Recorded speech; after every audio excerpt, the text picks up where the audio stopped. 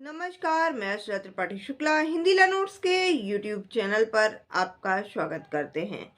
अब शादी को लेकर के और तलाक और लिव इन रिलेशनशिप को लेकर के नया कानून आ गया है। जैसा कि हम सबको पता है कि दिन प्रतिदिन जो है वे हमारे में और आप में समाज में परिवर्तन आ रहा है और इसी परिवर्तन की वजह से कानून में भी परिवर्तन लाना बहुत ही आवश्यक होता है, क्योंकि जैसे जैसे समाज बदलेगा वैसे वैसे नियम भी बदलने पड़ेंगे, तभी जा कर के समाज को एक दिशा में ले जाया जा सकता है। तो जी हाँ, शादी और लिव इन रिलेशनशिप तलाक पर अब नया कानून आ गया है। क्योंकि मोस्टली क्या होता था, पहले सिर्फ और सिर्फ शादियां होती थी, लिव इन का नामो निशान नहीं होता था। अगर कोई लिव इन में रहता भी था तो वो बहुत छुप छुपा कर रहता था और समाज के द्वारा उसकी बदनामी होती थी, समाज के द्वारा उसको बहिष्कृत कर दिया जाता था। परंतु आज आज के समय में लिव इन में रहना एक ट्रेंड बन गया है। अब सरकार ने भी इसको मान्यता दे दी है। हालांकि इस पर कोई कड़ा कानून नहीं था, जो कि अब कड़ा कानून सरकार को बनाना पड़ रहा है। क्यों? क्योंकि लोग लिव इन में रहते थे, कुछ दिन रहते थे, उसके बाद में वह एक दूसरे को छोड़ देते थे और अगर उससे कोई बच्चा पैदा होता था तो उस बच्चे का असली माता पिता कौन होगा यह डिसाइड नहीं था। तो ऐसे तो बच्चों का भविष्य जो है वह खतरे में जा रहा था। तो इस पर जो है कानून लाना बहुत ही जरूरी था। और सेम उसी तरह शादी पर भी है।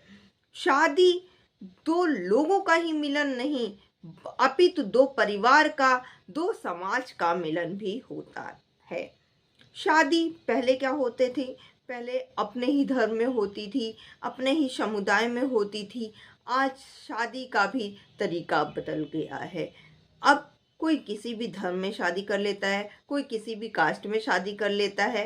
तो अब उतना शादी पर दबाव नहीं रह गया। पहले क्या होता था, शादी एक दूसरे के परिवार से होती थी, जान पहचान के परिवार से होती थी, उन दोनों पर दबाव रहता था।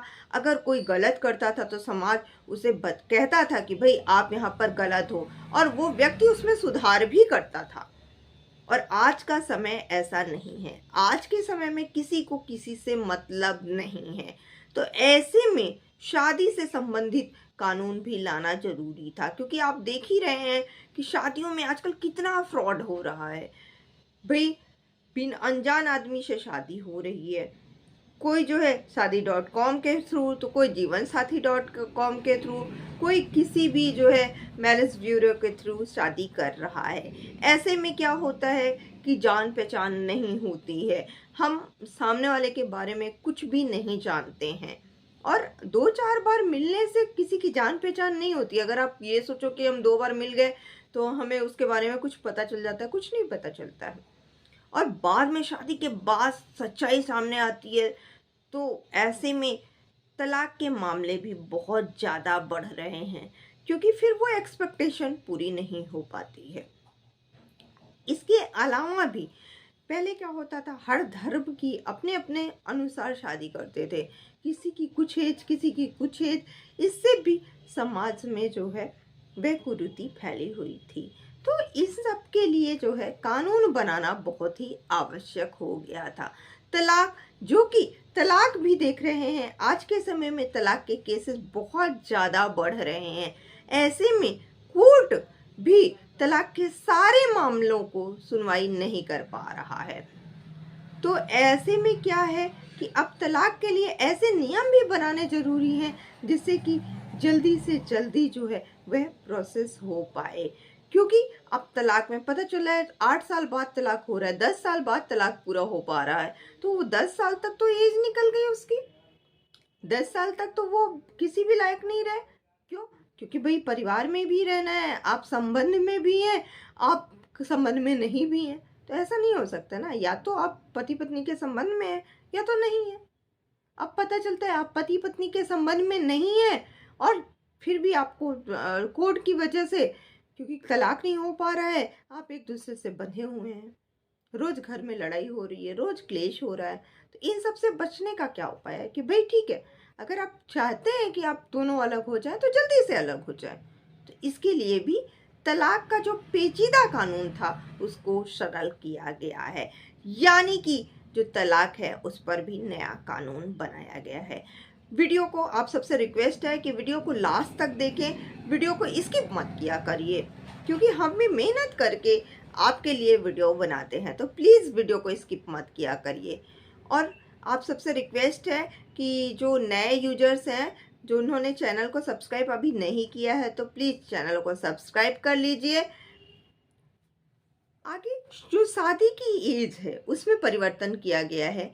लड़की की उम्र जो है वह हमारे हिंदू समाज में पहले भी 18 वर्ष थी शादी की, और लड़के की 21 वर्ष थी। अब क्या है, अब सभी धर्मों में, सिर्फ हिंदू में ही नहीं अपितु हिंदू, मुस्लिम, सिख, ईसाई सभी में लड़कियों की शादी की जो उम्र है वह 18 साल है, और लड़कों की शादी की जो उम्र है वह 21 साल कर दी गई है। अब आप धर्म के अनुसार तो शादी कर सकते हैं, परंतु एज जो है इतनी ही होनी चाहिए। एज इससे कम नहीं होनी चाहिए, इससे ज़्यादा हो सकती है, इससे कम नहीं होनी चाहिए। यानी लड़की की एज 18 वर्ष और लड़के की उम्र जो है वह 21 वर्ष होनी ही चाहिए। फिर उसके बाद आप अपने धर्म के अनुसार, अपने परंपरा के अनुसार, अपने समाज के अनुसार आप शादी कर सकते हैं। शादी आप कैसे भी कीजिए, अपने धार्मिक रीति रिवाज के अनुसार करिए, लेकिन अब जो है शादी का रजिस्ट्रेशन होना बहुत ही जरूरी है। 1 महीने के अंदर में आप शादी का रजिस्ट्रेशन करवा लीजिए जब भी आपकी शादी हुई है। क्यों? क्योंकि अगर आप शादी का रजिस्ट्रेशन नहीं कराते हैं तो ऐसा माना जाएगा कि अभी आप शादी में नहीं बंधे हुए हैं। और यदि ऐसा पकड़ा जाता है या किसी भी तरीके से कल एविडेंस की जरूरत पड़ती है और आप ये पता चलता है कि आपने शादी कर लिया है परंतु शादी का रजिस्ट्रेशन नहीं कराया है, तो आप पर 25,000 रुपए जुर्माना लगाया जा सकता है। वहीं पर लिव इन रिलेशनशिप पर भी कानून में परिवर्तन हुआ है। पहले क्या होता था, लिव इन रिलेशनशिप में क्या होता था, दोनों जाते थे, जो है सर्टिफिकेट बनता था, रजिस्ट्रेशन कराते थे, दोनों साइन करते थे, एक सर्टिफिकेट उन्हें प्राप्त हो जाता था और वो लिव इन में रहने लगते थे। परंतु अब ऐसा नहीं है। अब उस सर्टिफिकेट के साथ ही साथ आपको जो रजिस्ट्रेशन है वह भी कराना होगा। अगर आप रजिस्ट्रेशन नहीं कराते हैं 1 महीने के अंदर में, आप 1 महीने लिव इन में रहिए, उसके बाद में आप जो है 1 महीने के अंदर में आप उसका रजिस्ट्रेशन भी कराइए। और अगर आप रजिस्ट्रेशन नहीं कराते हैं तो 3 साल की आपको सजा हो सकती है और 25,000 रुपए जुर्माना भी हो सकता है। अब अब क्या है कि लिव इन रिलेशनशिप में जो लोग हैं, जब वो रजिस्ट्रेशन कराने जाएंगे तो जो उनके गार्जियन हैं उनको समन भेजा जाएगा। क्यों? क्योंकि भाई माँ बाप जो हैं, जो आपको पाल पोस के इतना बड़ा किए हैं, उन्होंने भी आपके ऊपर मेहनत की है, उन्होंने पाल पोस के आपको इतना बड़ा किया है, आप उनको इग्नोर नहीं कर सकते हैं। उन्हें तो हर बात पता होनी चाहिए, उनका भी अधिकार है आप पर। तो अगर आप लिव इन रिलेशनशिप का रजिस्ट्रेशन कराने जाते हैं तो वहां पर समन भेजा जाएगा आपके गार्जियन को, और उसको, उस समन को एज अ एविडेंस माना जाएगा। आजकल देख रहे हैं, ट्रेंड में चल रहा है कि लड़की शादीशुदा है या फिर लड़का शादीशुदा है, फिर भी वो एक दूसरे के लिव इन में रह रहे हैं। अब ऐसे में क्या हो रहा है, दूसरे के साथ तो जाती हो रही है ना, पता चल रहा है पत्नी गई है मायके और उसके बाद में आप वहां लिव इन में रह रहे हैं। पत्नी आई, उसे पता चला अरे ये तो लिव इन में है, फिर क्या? कभी कभी तो ऐसा भी हो जाता है कि पति जो है लिव इन में रहते रहते शादी भी कर लेते, पत्नी को खबर ही नहीं है। अब ऐसा नहीं हो पाएगा। अब 1 महीने के जो है अंदर में आपको रजिस्ट्रेशन कराना होगा, और जब आप रजिस्ट्रेशन कराएंगे उस समय समन भेजा जाएगा आपके माता पिता को, आपके पति पत्नी को, या जो भी आपका गार्जियन है जिसके साथ आप रहते हैं उनको समन भेजा जाएगा। वो समन एज अ एविडेंस माना जाएगा। यानी कि आप किसी की पत्नी है, अगर वो दूसरे पुरुष के साथ में लिव इन में रह रही है तो उसके पति को समन भेजा जाएगा। पति कहेगा अच्छा तुम दूसरे के साथ लिव इन में रह रही हो तो मुझे तलाक दो, फिर दोनों के साथ थोड़ी आप रह सकते हो। तो ये चीज एज अ एविडेंस भी माना जाएगा। यानी कि आपके गार्जियन को अब जानकारी होगी आपके लिव इन रिलेशनशिप का। ये सभी धर्मों में लागू होगा।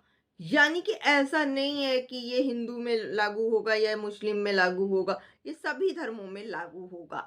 इसके साथ ही साथ जो तलाक है, अब उसका जो नियम है वह बहुत ही सरल कर दिया गया है।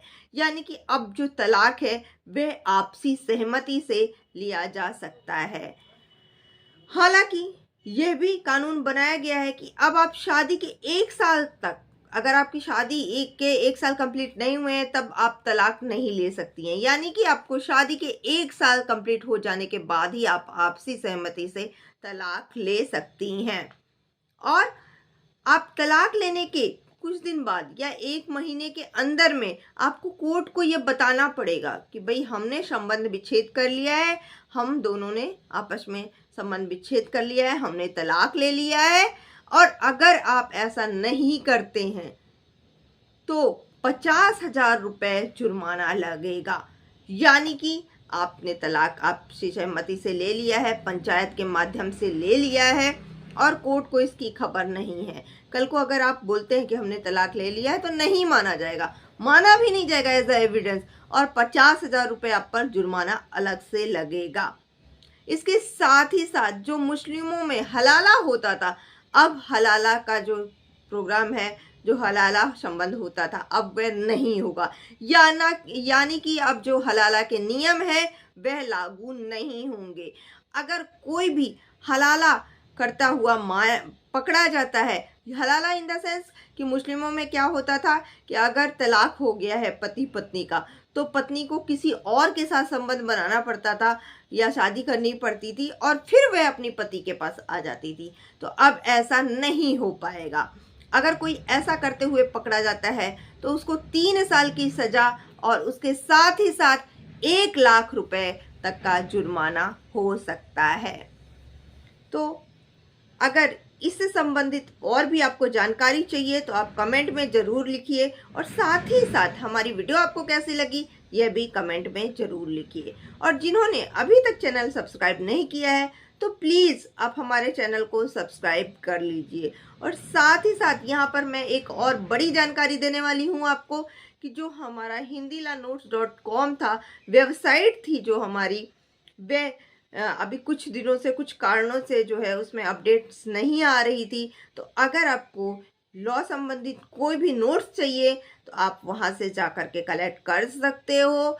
और मैं जो है थोड़ा सा कमज़ोर हो गई थी, नहीं कर पा रही थी उसमें अपडेट, तो अब ऐसा नहीं होगा। अब आपको अपडेट उस पर भी लगातार मिलता रहेगा, आपको नोट्स जो है वहाँ से प्रोवाइड हो जाएंगी। तो LLB एग्ज़ाम है या फिर लॉ संबंधित जो भी जानकारी है, जो भी सब्जेक्ट है, सारे सब्जेक्ट के नोट्स आपको वहाँ मिलेंगे। साथ ही साथ आपको लीगल नोट्स भी मिलेंगे, चाहे CA का नोट्स हो, CS का नोट्स है, LLB का नोट्स हो, LLM का नोट्स हो, MBA के नोट्स हो, तो वो सारे नोट्स आपको वहाँ पर अवेलेबल होंगे। तो आप हमारी वेबसाइट hindilaNotes.com पर जा कर के आप वहाँ से नोट्स भी देख सकते हैं। अगर आपको हमारी वीडियो पसंद आई होगी तो प्लीज़ लाइक कीजिएगा, ज़्यादा से ज़्यादा शेयर कीजिएगा, और जिन्होंने अभी तक चैनल को सब्सक्राइब नहीं किया है तो प्लीज़ चैनल को सब्सक्राइब कर लीजिएगा। धन्यवाद।